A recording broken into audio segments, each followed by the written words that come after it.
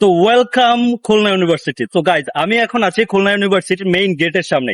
আর আমি আপনাদেরকে দেখাবো আজকে পুরা ক্যাম্পাসটাকে ঘুরে ঘুরে। তো চলুন ভিডিওটা স্কিপ না করে সম্পূর্ণটা দেখবেন।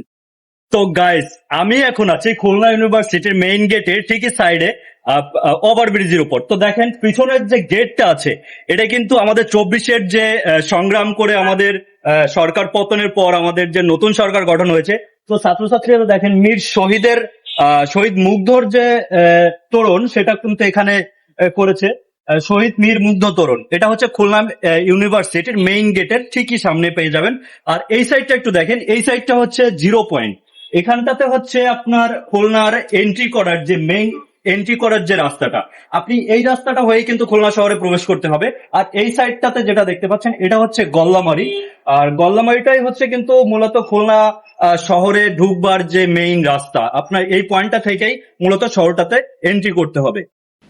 তো ক্যাম্পাসের ভেতরে আসলেই কিন্তু এরকম সুন্দর একটা ক্যাফে দেখতে পাবেন, যেটা গোল পাতা দিয়ে তৈরি। আর এখানে বসে নিলিবিলি পরিবেশে আপনি আপনার পছন্দের খাবারগুলো খেতে পারবেন।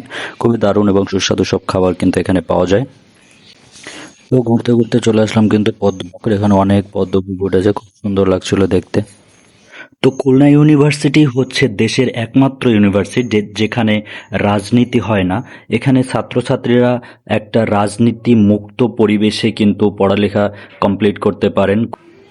আর ক্যাম্পাসের সৌন্দর্য কিন্তু আপনাকে মুগ্ধ করবে, চারিদিকে সবুজ আর সবুজ গাছপালায় ঘেরা।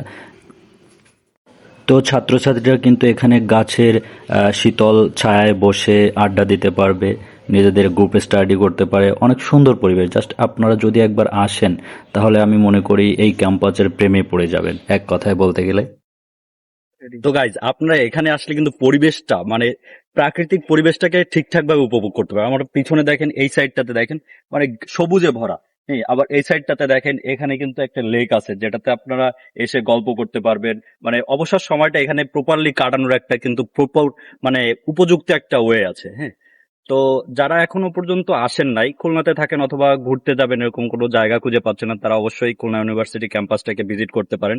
এখানে অনেক অনেক সুন্দর সুন্দর স্পট আছে, প্লাস ক্যাফে আছে যেখানে আপনি বসে খাবার টাবার খাইতে পারবেন। মানে বিনোদনের জন্য একটা যথেষ্ট সুন্দর একটা জায়গা।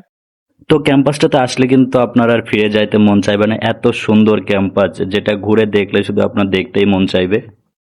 এত সুন্দর আর শান্তিপূর্ণ ক্যাম্পাস আমার মনে হয় না বাংলাদেশের অন্য কোনো ইউনিভার্সিটিতে রয়েছে। ভাস্কর্যটি দেখতে পাচ্ছেন, এটা হচ্ছে অদম্য বাংলা। তো এটা মূলত মুক্তিযুদ্ধের আদলেই করা। মুক্তিযুদ্ধের সময় আমাদের যারা ভাষার জন্য বা দেশের জন্য প্রাণ দিয়েছে, তো তাদেরকে অনুসরণ করে পেছনের যে দেখতে পাচ্ছেন অদম্য বাংলা, এটা করা। এটা হচ্ছে খুলনা ভার্সিটির কেন্দ্রীয় যে মাঠটা আছে, সে মাঠের এখানেই করা। তো আশিক, খুলনা ভার্সিটি ক্যাম্পাস তো ঘুরলে, এখন তোমার অনুভূতি কেমন কেমন লাগতেছে ক্যাম্পাসে এসে? আসলে এখানে যদি কেউ না আসে তাহলে কেউ বুঝতে পারবে না।